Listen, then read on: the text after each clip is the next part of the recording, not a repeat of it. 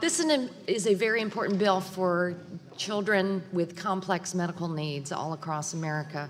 And I want to thank the committee for including the ACE Kids Act in the markup today, and thank my co-sponsor, Joe Barton, for his many years of collaboration on this, and also with our stalwart partners, Representatives Herrera Butler, Jean Green, Anna Eshoo, and Congressman Reichert. The ACE Kids Act will incentivize states to create medical health homes for children with complex medical needs. Oftentimes, the families have to see doctors and specialists all over town, work with caseworkers, and it's been very difficult and costly for them to get the care that they need. Hopefully, this bill will by creating the incentives for a medical home for these kids, it will save us money. An important aspect of the bill, as Congressman Barton mentioned, is sometimes these conditions are so severe, the specialist resides out of state. Sometimes it's just right across the state line from where you live. Sometimes it's a little farther away. And there's a lot of bureaucratic red tape in Medicaid that disincentivizes the ability to see the specialist that family really needs to see. So this bill will have the benefit of cutting that red tape.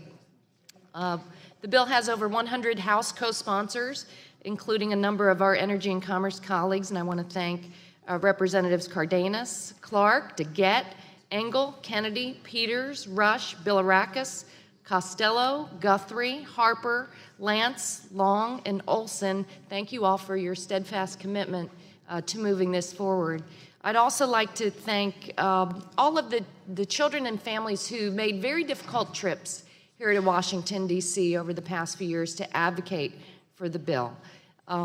This is a model that, as Congressman Bilirakis mentioned early on, we have in the Tampa Bay area at St. Joseph's Children's Hospital.